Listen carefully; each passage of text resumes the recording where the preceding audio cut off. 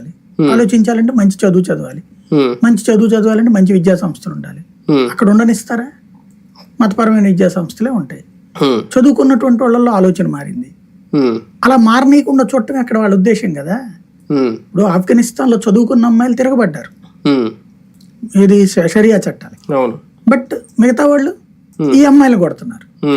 కాబట్టి ఓవైసీ అనేటువంటి వాడు ఓ రకంగా చెప్పాలంటే ఈ సంప్రదాయాన్ని కూడా అనకూడదు, మూఢత్వాన్ని ప్రోత్సహించే వర్గానికి ప్రతినిధి అతను.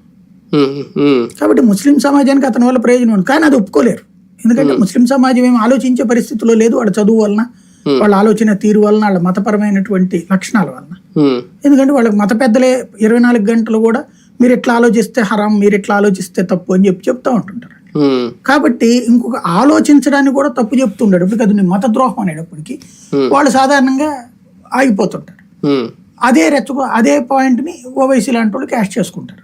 అతనికి ఏంటి అంటే జగన్ మీద ప్రేమ ఉంటది, రెండోది చంద్రబాబు మీద ద్వేషం ఉంటది. ఆయన చావబాది ఇచ్చాడు కదా చంద్రబాబు గారి టైంలోనే కదా ఈప్ మీద వాతలు తేలినాయి ఆయనకి.